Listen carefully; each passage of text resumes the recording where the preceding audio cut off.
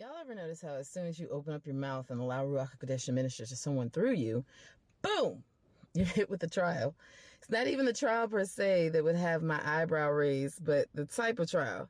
It's like you instantly got transported into the exact same trial as the person Ruach HaKodesh was ministering to. Like, for real. But have you ever wondered why? That's what we're going to talk about today. All right, let's get into it.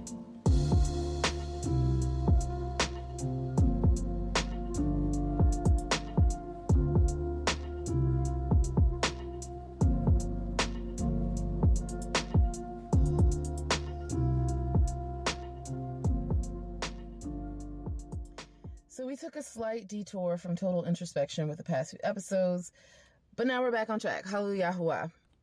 These trials are just that, trials. You've been indicted by the enemy. But why?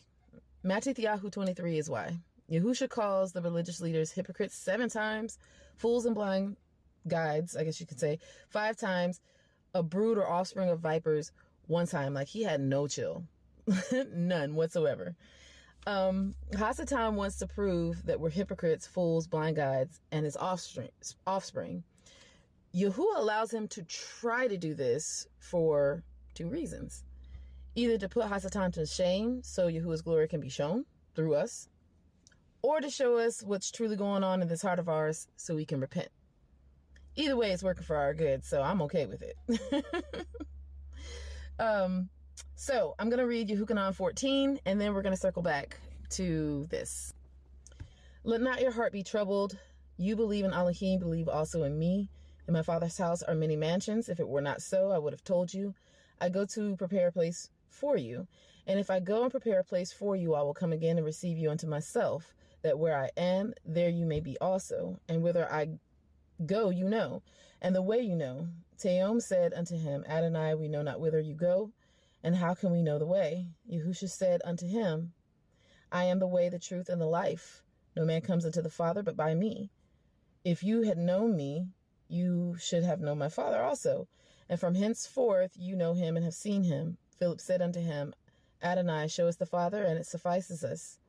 Yahusha said unto him, Have I been so long time with you, and yet you have not known me, Philip? He that has seen me has seen the Father. And how say you then, Show us the Father? Believe you not that I am in the Father, and the Father in me? The words that I speak unto you, I speak not of myself, but the Father that dwells in me, he does the works.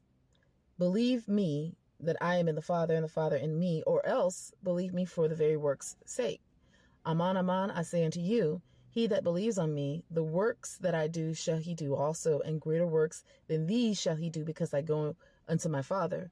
And whatsoever you shall ask in my name, that will I do, that my Father may be glorified in the Son. That the Father may be glorified in the Son. My apologies. If you shall ask anything in my name, I will do it. If you love me, guard my commandments. And I will pray the Father, and he shall give you another comforter, that he may abide with you forever. Even the Ruach Amatz, which is the Ruach, the Spirit of truth, whom the world cannot receive, because it sees him not, neither knows him, but you know him, for he dwells with you and shall be in you. I will leave you comfortless. I will not leave you comfortless. Ooh, my apologies. I will not leave you comfortless. I will come to you. Yet a little while, and the world sees me no more. But you see me because I live. You shall live also. At that day, you shall know that I am in my Father, and you in me, and I in you. He that has my commandments and guards them, he it is that loves me, and he that loves me shall be loved of my Father, and I will love him, and will manifest myself to him. Yehuda said unto him, not Iscariot, Adonai, how is it that you will manifest yourself unto us, and not unto the world? Yahusha answered and said unto him, If a man loves me, he will guard my words, and my Father will love him, and he will come unto him and make our abode, and we will come unto him and make our abode with him. He that loves me not guards not my words, and the word which you hear is not mine, but the Father's which sent me. These things have I spoken unto you before, unto you being yet present with you. But the Comforter, which is the Ruach HaKodesh, whom the Father will send in my name, he shall teach you all things, and bring all things to your remembrance whatsoever I have said unto you. Peace I leave with you, my peace I give unto you. Not as the world gives, give I unto you. Let not your heart be troubled, neither let it be afraid. You have heard how I said unto you, I go away and come again unto you. If you loved me, you would rejoice, because I said, I go unto the Father, for my Father is greater than I. And I have told you before it come to pass, that when it is come to pass, you might believe. Hereafter I will not talk much with you, for the prince of this world comes and has nothing in me, but that the world may know that I love the Father, and as the Father gave me commandment, even so I do. Arise, let us go hence.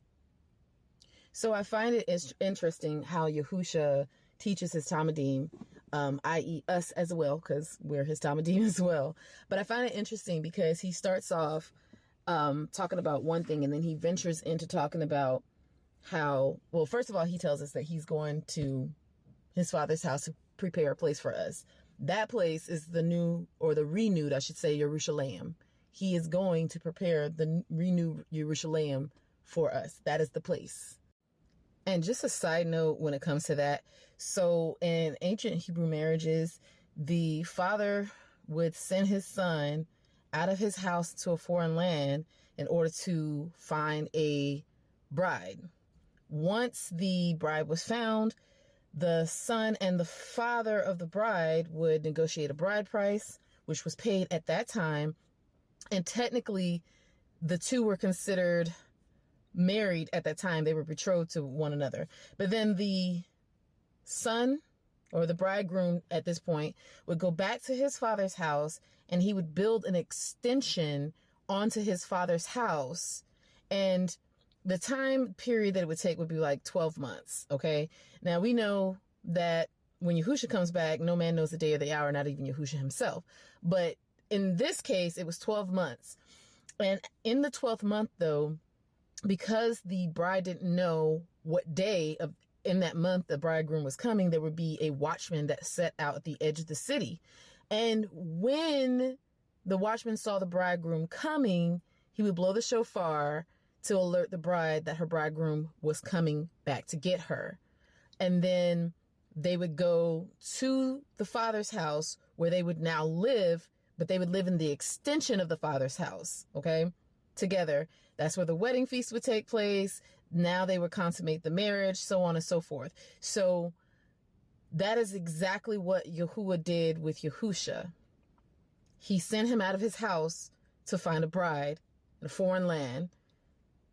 The bride price was negotiated between Hasatan and Yahusha. I'm going to give my life for them. That was the bride price. Once that price was paid, because it has already been paid, Yahusha went back to his father's house to build an extension onto his father's house, which is the renewed Jerusalem, or Jerusalem. I said Jerusalem. Jerusalem. And in the meantime, we're supposed to be down here preparing ourselves to be his bride without spot or blemish. And there are watchmen, i.e. prophets, okay? And in some cases, you can really say angels. But anyway, you know what? I'd rather say angels, because that actually makes more sense to me. So we're going to go with angels. But watchmen setting out at the edge of the city, which we know the edge of the city in this case is Babylon, that as they see the bridegroom approaching, the shofars start to blow. And it's up to us to hear them shofars blowing that, okay, the bridegroom is coming, okay?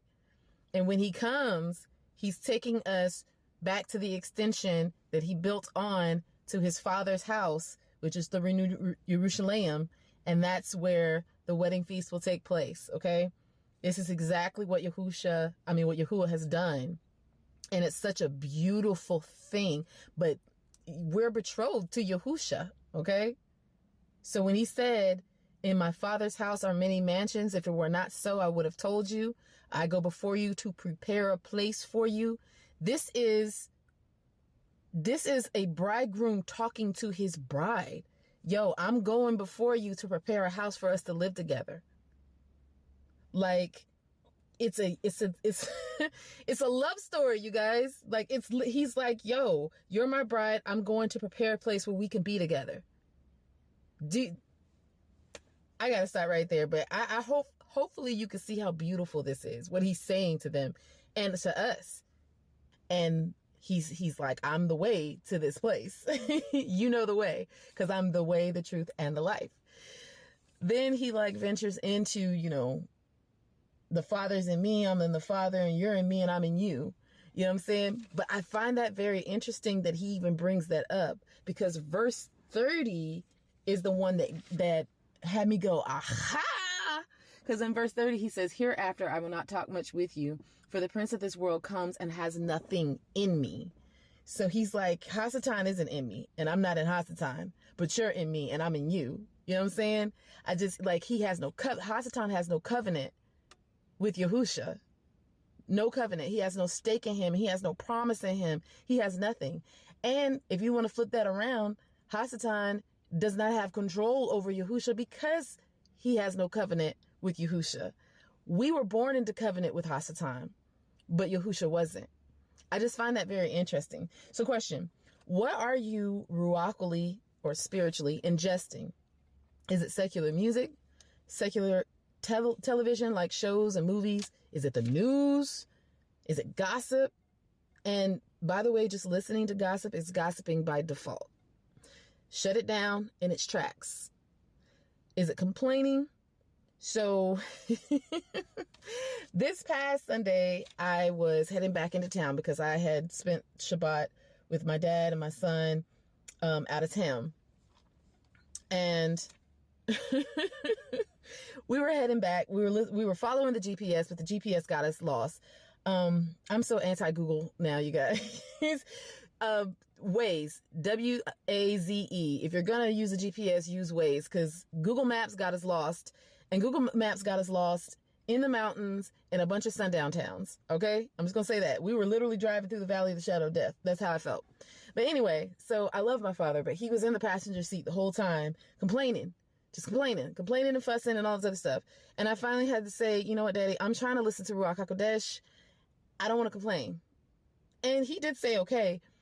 But, you know, all that complaining that was going on, coming forth from his seat, it was adding to the anxiety. It was adding to the stress. It was not adding to the situation. And at one point I even said, well, how do we know that Yahuwah didn't allow this to happen so we can avoid a pileup on I-75? Like, what if there's a 50-car pileup? And yeah, my mind always goes to the most extreme case. But sometimes we have to think that way. Like, what if this is all for Yahuwah's glory? What if this is his intention for us to be here instead of there at that? You know what I'm saying?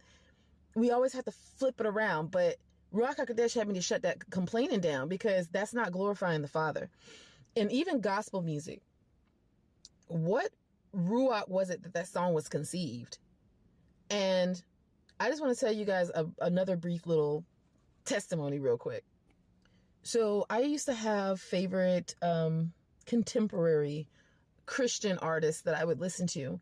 And when I tell you their songs used to get me through when I needed to get through, that's facts. However, at the beginning of the pagan year 2022, Yahuwah was like, don't listen to them no more. And it was hard because, like, they had a lot of songs that I was just like, I love to worship. I love to worship. Yeah, I love to jam, but I love to worship. So them slow, tear-jerking, like, he was like, don't listen to that no more. So I did what he said, and, you know, that's when he started to give me my own songs, and then he started leading me to, you know, his children that had songs praising him.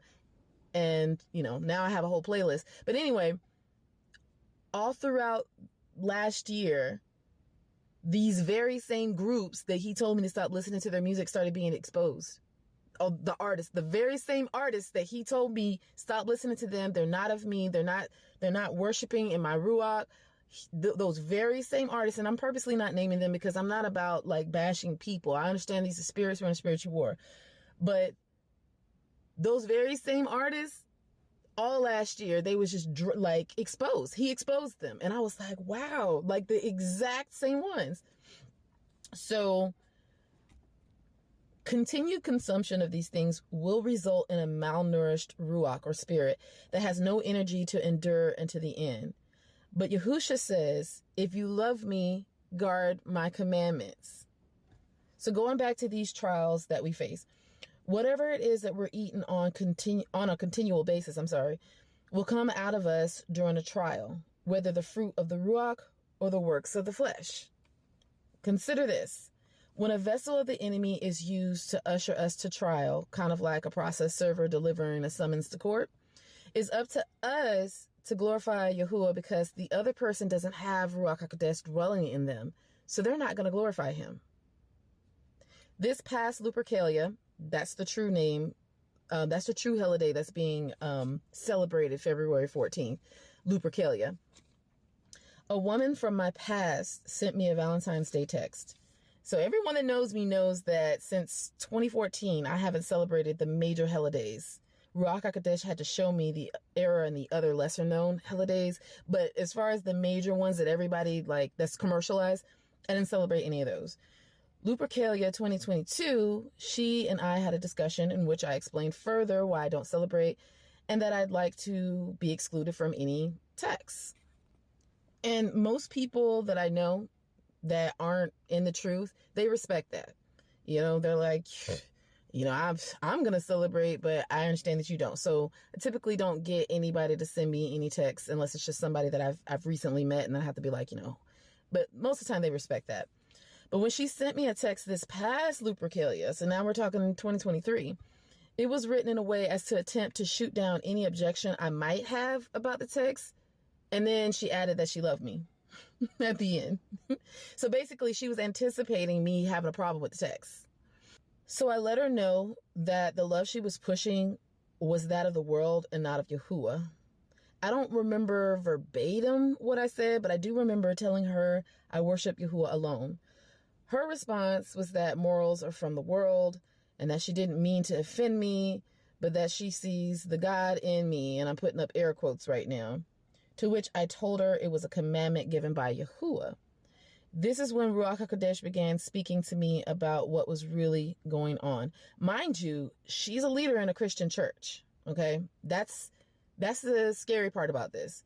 Ruach HaKodesh showed me she is speaking serpent. She's the seed of the serpent, just like the Sanhedrin. First of all, with the lying. She said that morals are from man, when Yah's word says the heart is deceitful above all things and desperately wicked. Who can know it? So if morals come from man, but Yahuwah is saying our hearts are deceitful and desperately wicked, that doesn't sound like morality comes from man.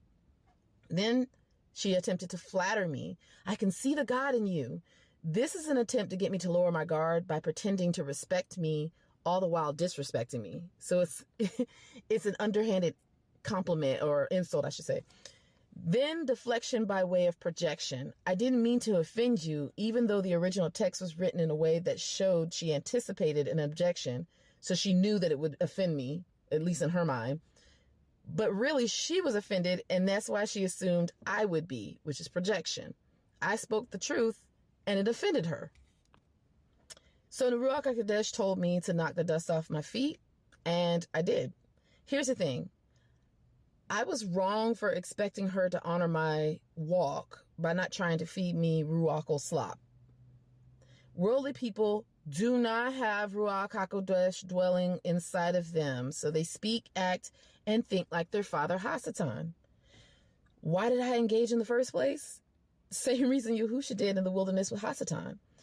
There's a time to be silent and there's a time to speak. Guess which time this was? Now, my response on the other end wasn't 100% perfect because I didn't think of Yirmiyahu 17:9 until after the exchange when I was talking to Ab Yahuwah, because the enemy was trying to make me feel guilty for walking away from her.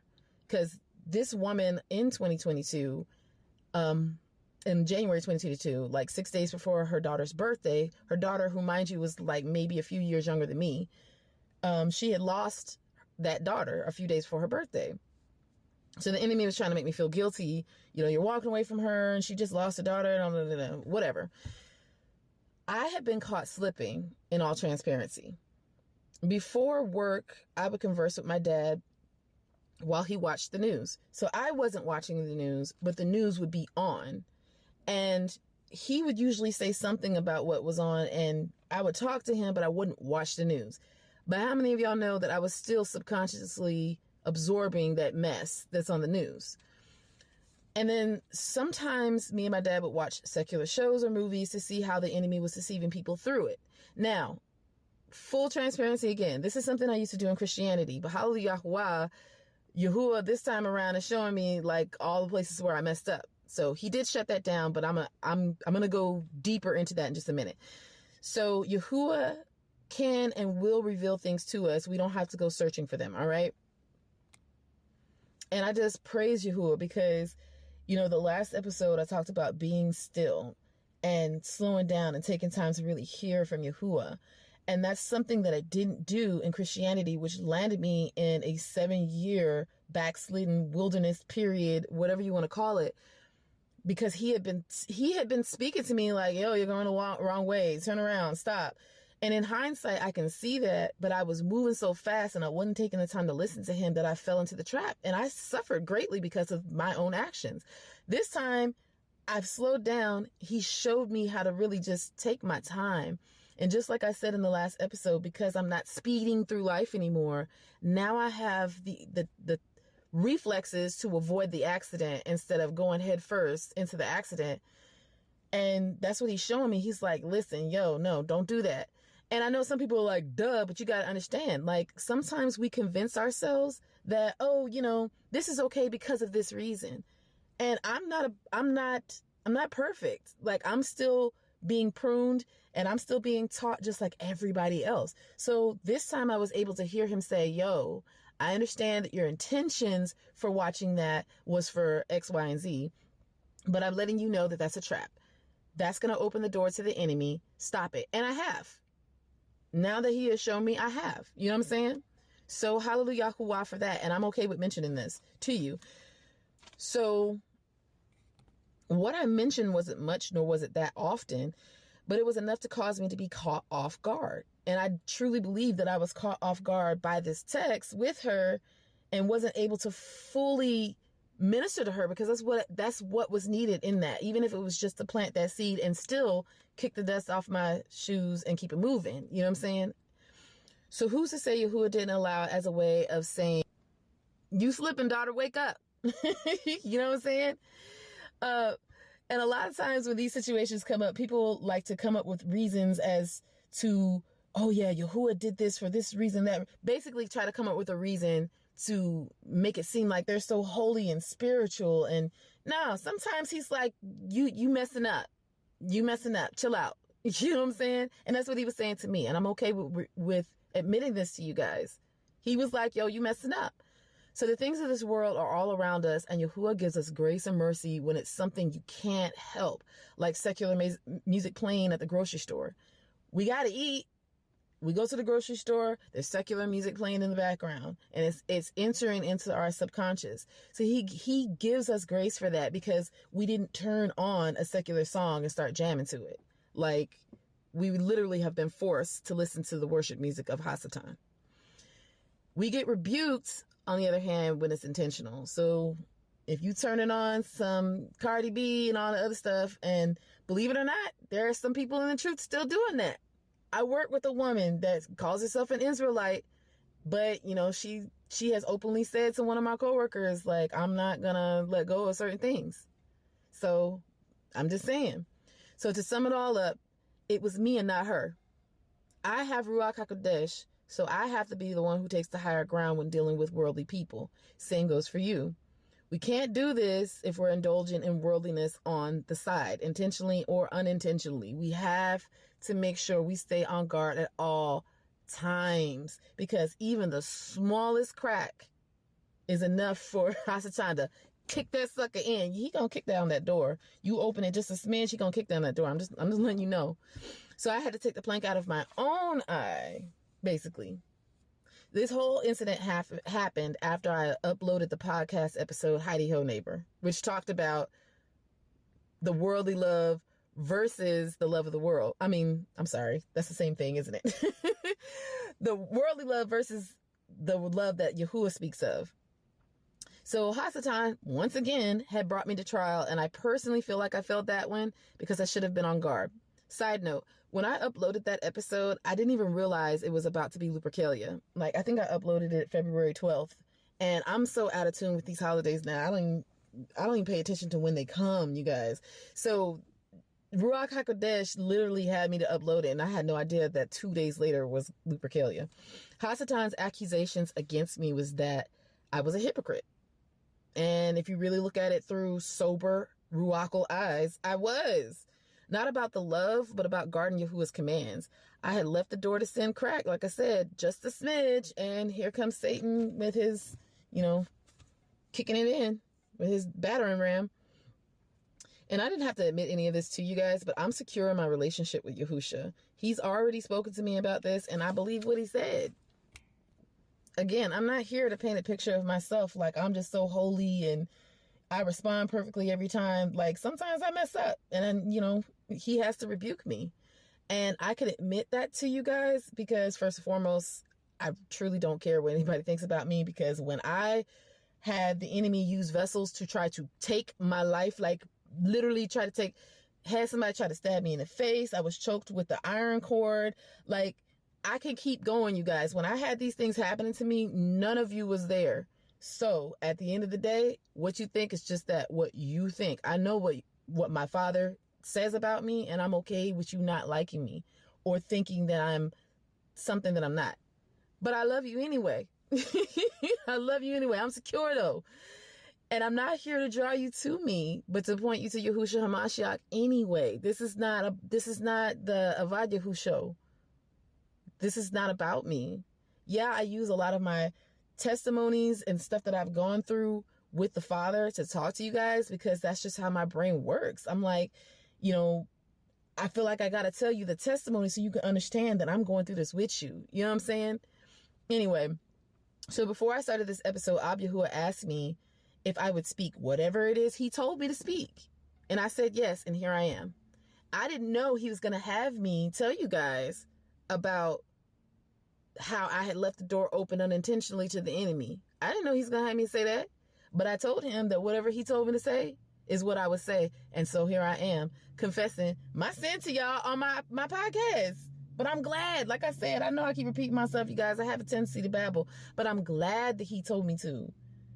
Because, this time, this is a testimony this time around, because I heeded the words, the Ruachal instructions of Ruach HaKodesh to be still, slow down, pay attention, hear what I'm saying to you.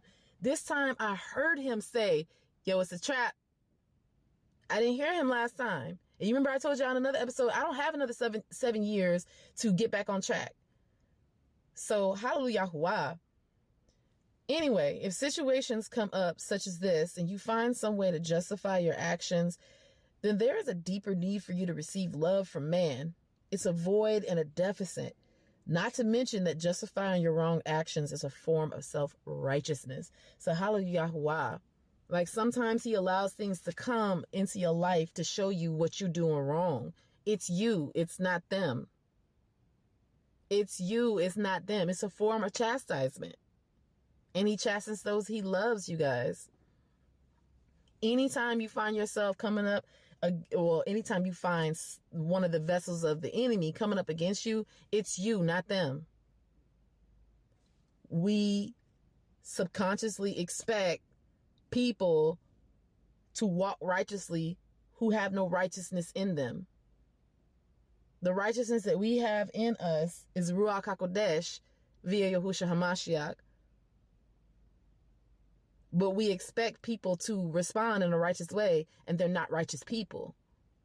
They don't walk in righteousness. They don't have righteousness dwelling in them. It's always you. It's never them. It's never them. And again, I prayed for this woman because this was a woman that I really, truly cared about. But at the end of the day, if any person, I don't care, even me, anyone that tells you to disobey a direct commandment given to you by Yahuwah is not speaking from Ruach HaKodesh. Ruach HaKodesh is never going to tell you to disobey Yahuwah. Ever. Never, never. Never, ever. Nor is he going to try to convince you that what you heard from Yahuwah, it's just a suggestion. No, it's not a suggestion. If you want to dabble in paganism, if you want to worship Hashatan and his kingdom, you go right on ahead, boo thing. But what I'm finna do is I'm finna worship my Heavenly Father, Yahuwah, because like I said, when I was going through all my stuff, wasn't nobody there but him. with nobody there but him. And I'm talking about when my son was 6 months old, I thought he was going to watch me be killed because I was attacked in front of him. The person was trying to plunge a knife into my face in front of my 6-month-old baby who was looking in my direction. All I remembered was looking over at him and thinking that my son is about to witness my murder. Y'all think that I'm finna let somebody drag me back into that hellhole they call Earth or the world or whatever? I'm not finna go back. Listen, the Father is in Yahusha. Yahusha is in me, and I'm in Yahusha. Prayerfully, that's the same with you guys. And this is long. I didn't even mean for it to be this long. But like I said, it's you, not them. Are you going to glorify Yahuwah, or is your flesh going to rise up?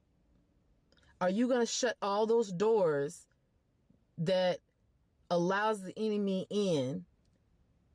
Or are you going to leave them open and cracked like I did, just a smidge? And like I said, remember what I said?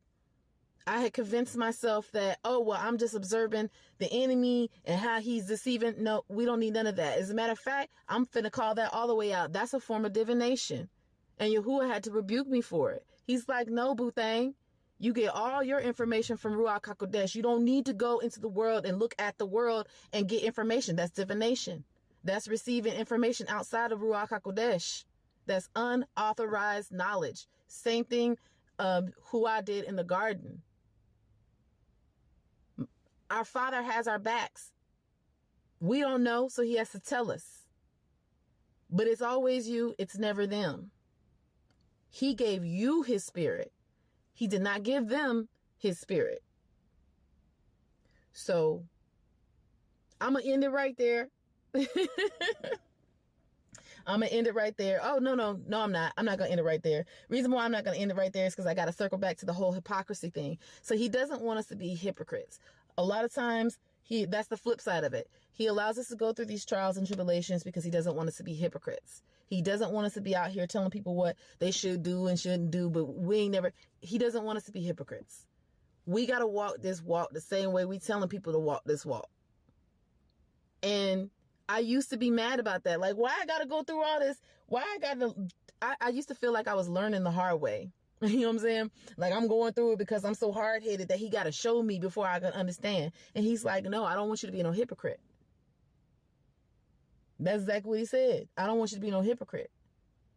So please understand, these things I be talking to y'all about is stuff that he be having me go through. And none of these things that we go through is a one-time deal. Your Hasatan is always going to keep coming back and checking the perimeter of your heart for entries. He's going to keep, you got to stand on guard at all times.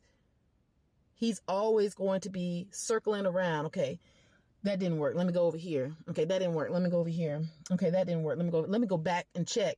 See if maybe she opened the door over here. You know what I'm saying? It's a continual thing. It's a daily thing. And Yahusha let us know, Hasatan ain't got no stake in me. The prince of this world is coming in me. He has nothing. He ain't got no promises with me. He ain't got no stake with me. So if you flirting with the devil, you don't got no stake with Yahusha either.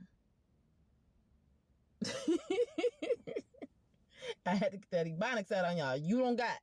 That's improper grammar. But still, you don't have no stake with him either if you flirting with the enemy. So I love you guys. I love you guys so very much. All right, now I'm really going to end it. If you want to get in contact with me, you can contact me at replenishme@gmail.com. I'm not going to spell it because I always mess it up. I love you guys. Much shalom and ahava. Until next time, shalom aleichem.